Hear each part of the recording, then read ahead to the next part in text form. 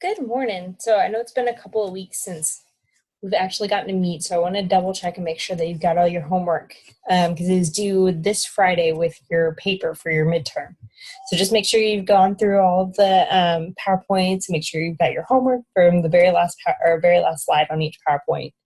The homework for last week was checking the difference between your taste test between organic and conventional produce. So if you notice the difference between the taste or how fresh it seemed or any differences, you might check. Apples are a really good one to do this time of year just because the organic apples actually get shipped in from the last couple of weeks. Conventional apples can sit for about a year beforehand just because of the preservatives that they can put on them and where they can keep them.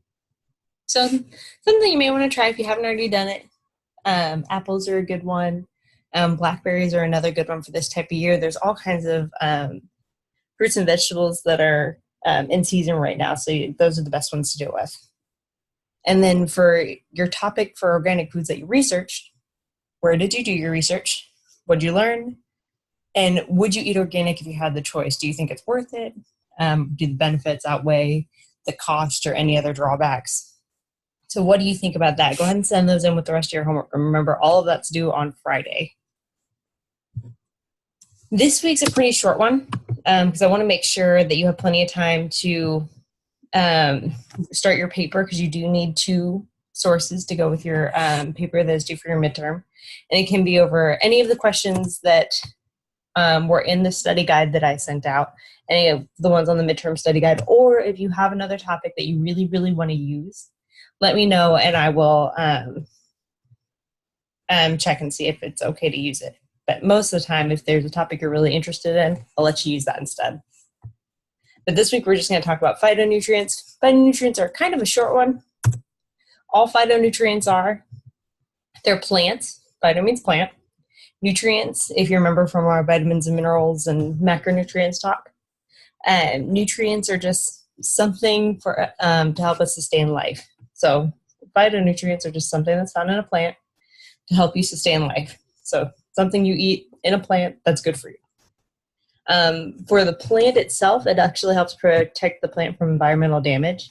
In us, it does pretty much the same thing. There are a lot of antioxidants and anti-inflammatories that we'll talk about in a minute that help, or that you'll get from phytonutrients that help us decrease the aging process, the risk of diseases that we can get later on in life.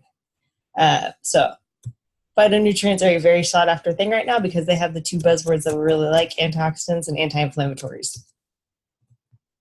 There are a whole bunch of different types of phytonutrients. We're only going to go over a couple, starting with carotenoids. Carotenoids are going to be the orange or yellow most of the time in fruits and vegetables like pumpkins, carrots, spinach, tomatoes, oranges, sweet potatoes. A lot of times they're going to be the ones that have, because vitamin A is actually a carotenoid. So if you see the beta-carotene under types, there are a ton of types of carotenoid. Beta-carotene is vitamin A.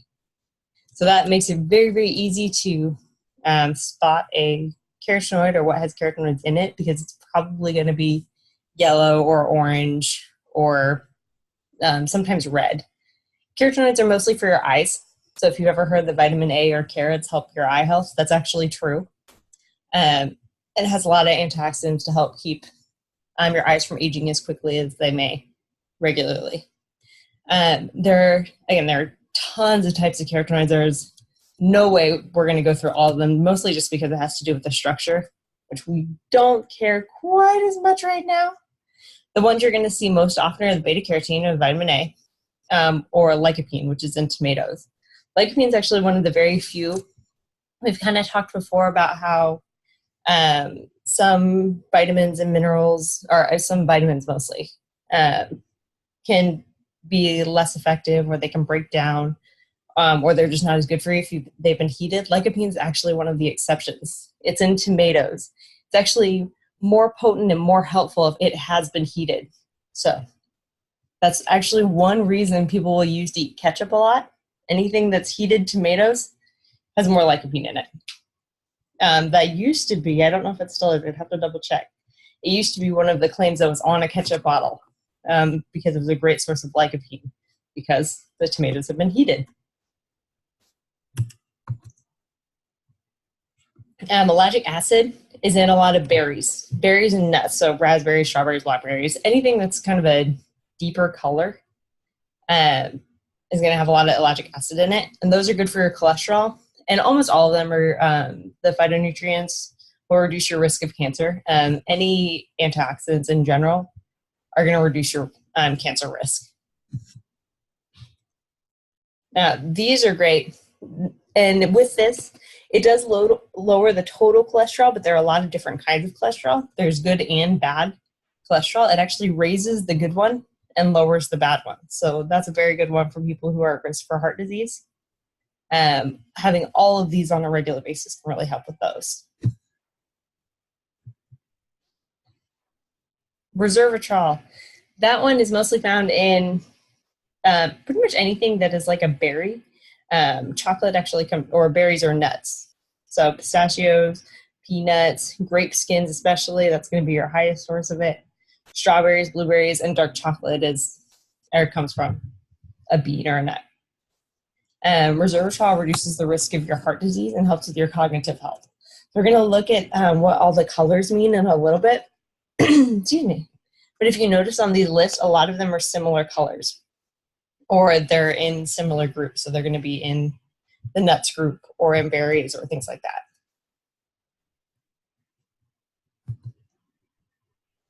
Flavonoids. Flavonoids are, again, anti-cancer, antioxidants. They're all going to be very, very similar. Flavonoids are a huge group. A lot of times you'll see, if you see something that's very specific about the antioxidants on there, something may say, excuse me, high source of flavonoids on it. There's a whole list of things it could be. And there are a lot of foods that have this in it.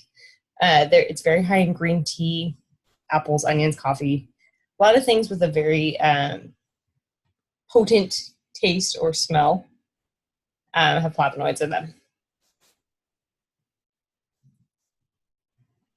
Phytoestrogens are important, partly because they've been researched a lot over the last couple of years, having to do with breast cancer or other types of cancers and how soy is related to those. Phytoestrogens you can get in soy, broccoli, oranges, carrots, coffee, legumes, all kinds of good stuff. They're going to be most potent in soy most of the time. They've looked a lot into how they reduce the risk of heart disease and osteoporosis, and how they can relieve hormonal problems in women who are going through menopause.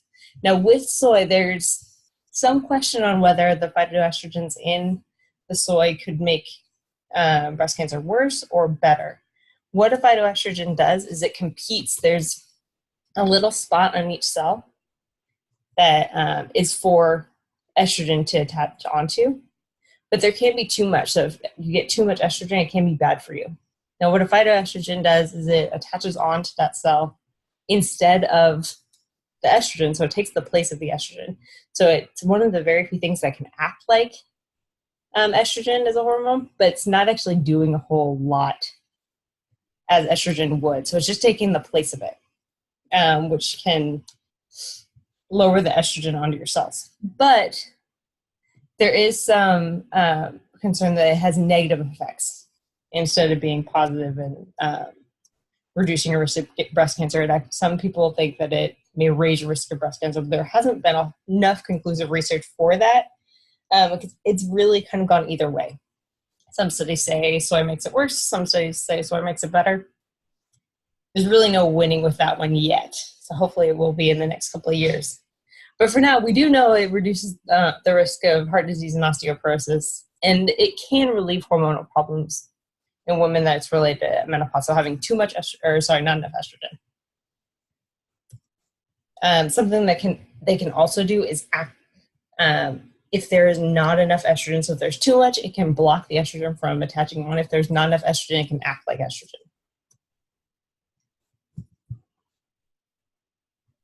Now, glucosinolates, again, reduce inflammation. All of these are going to reduce inflammation and be antioxidants. Regulates metabolism. That's another big one. And balance stress. So this one's going to be more of your cruciferous vegetables like broccoli, cauliflower, Brussels sprouts, bok choy, cabbage, mustard greens. All of those those have been very, very popular because they do regulate metabolism. And they help, they can help manage weight loss or weight management. And broccoli is one of the very, very few. We'll actually talk about this in a much later class for just the end of the semester about how broccoli can reduce cancer risk in people who are already at risk of cancer. And balancing stress is a very, very important one with all of these. You'll see that they're all kind of a deep green color for the most part. A lot of the deeper green vegetables can help you balance out stress, which we'll talk about in a minute too. All right, so for the color characteristics. Now I want you to go into your fridge at some point and go through all of the colors for all the color characteristics for the phytonutrient and see if you can get at least one of each in through the week. So red, think of the things that are red. Apples, let's see.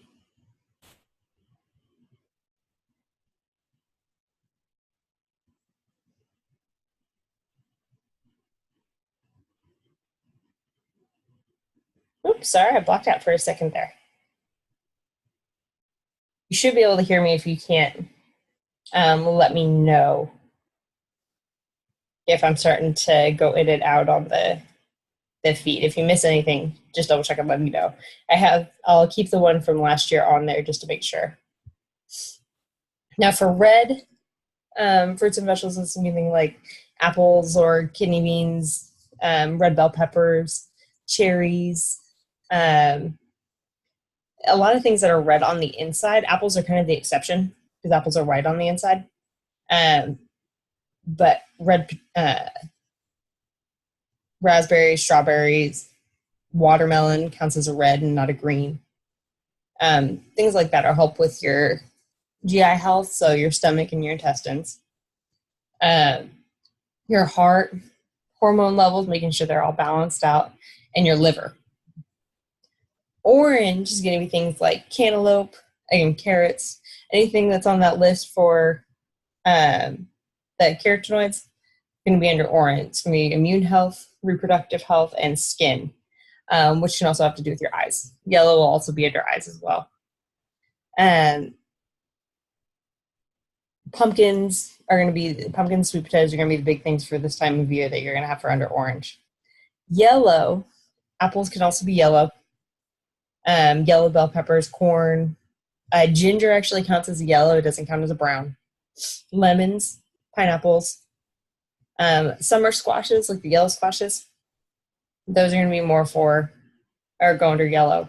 Those are going to help with cognitive health, so with your brain, your eyes, heart health, skin, and your vascular health, so your heart, your veins, your arteries, making sure those are strong, so it can help with your cholesterol and things relating to your heart health as well.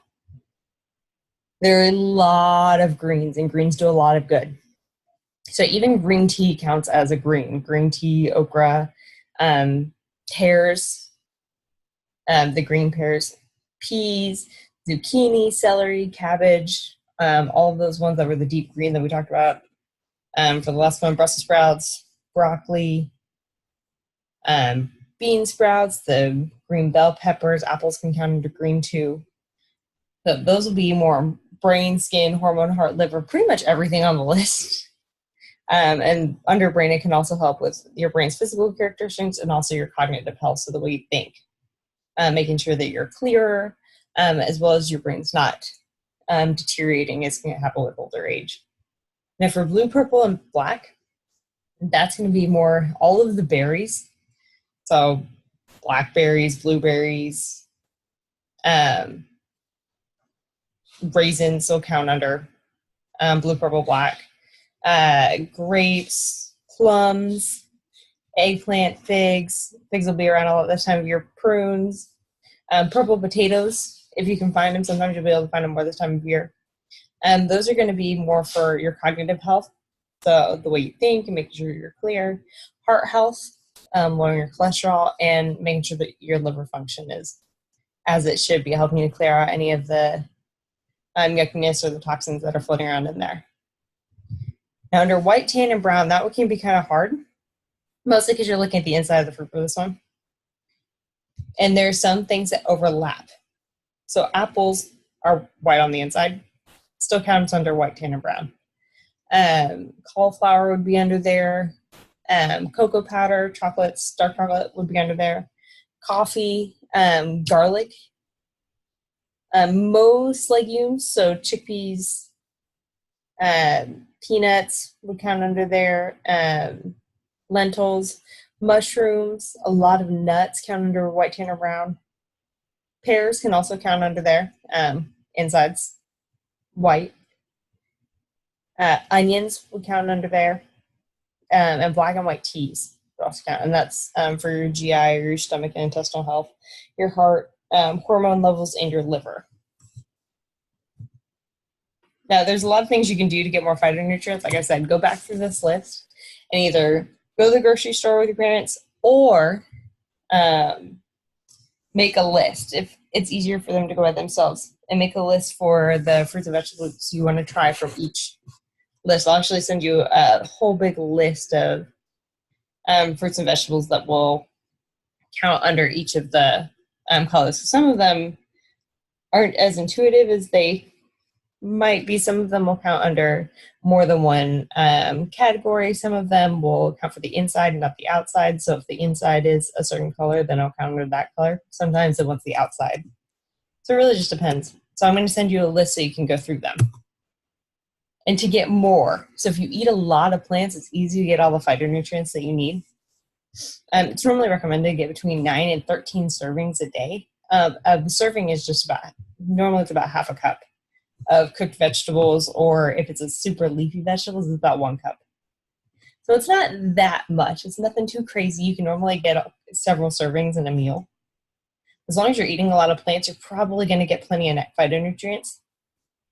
And then know your sources. So know where you're getting your phytonutrients from. The foods that are in season are normally going to have more of the phytonutrients in them just because they're fresher. Some of the phytonutrients will fade with age. Make sure you're getting plenty of colors and choices.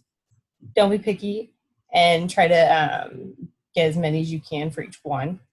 Combine your sources. So if you're getting a whole bunch of different phytonutrients, you can get better effects with some of them because some of them work together. So some phytonutrients, just an example for turmeric and black pepper. If you mix it with olive oil and use it as maybe a dip or something to cook your vegetables in, they can work together better than any of them would by themselves. Or if you, another example, if you put lemon juice in spinach, the iron is better absorbed than if you just try to eat one or the other by themselves. It's a lot easier to get to the iron in the spinach, and it's not just going to go straight through you and not get processed like it should. And then be creative, very creative. It's not fun to eat the same vegetables every single day forever. So go through all of these lists and see which ones you think you would either like to try, you haven't tried in a while, and mix them up. You could always make something like, even pumpkin bread would count. If you make a lower sugar pumpkin bread, still works towards your phytonutrients, and it's still delicious. So be creative, think of recipes. And if you have any questions for recipes, let me know. A lot of people will send me information for recipes, and kind of got to get creative over the winter too with all of the good stuff that you want. Now, just real quick, double check everything you know. What's phyto mean? Phyto just means plant. Where would you normally find carotenoids? Anything orange, and sometimes yellow and red. In what fruit skin would you find resveratrol? And that one's just grapes. You'll find it in a lot of berries. Grape skin specifically has a lot of resveratrol in it. And phytonutrients are all anti-inflammatory and antioxidants.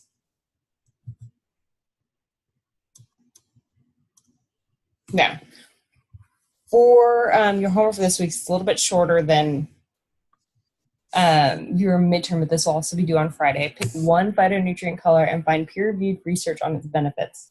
Looking for peer-reviewed research, we're going to look more, if you look at Google Scholar, there's a little checkbox for peer-reviewed research. Well, I'll show you more how to look for peer-reviewed research toward the end of the semester, but this will be a good kind of preview into it.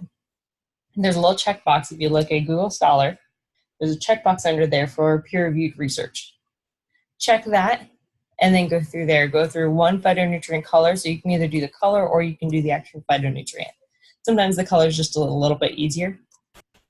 Not always. If you look at the actual phytonutrient specifically, which is why I gave you some of the more common ones, like resveratrol or the flavonoids or lactic acid or carotenoids, look at any of those and summarize the benefits. So summarize the research. You're really just looking at the research, making sure that you understand it, and summarizing it, and make sure you're doing citations in APA format. And this will give you a good preview for the midterm too. So if you have any questions on this one, you can always double check it with me.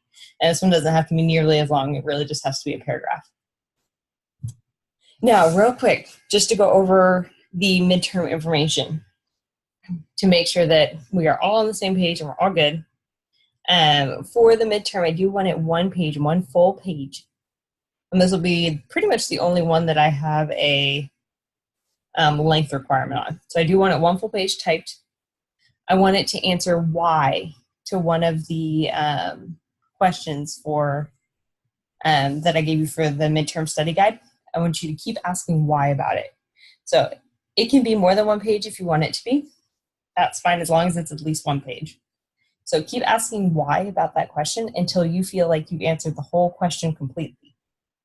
And it may take a couple of whys. And as soon as you finish it, read back through it and have somebody else read back through it and see if you've answered all the whys. Because that's one thing that I see a lot with these papers is that not all of the whys are answered.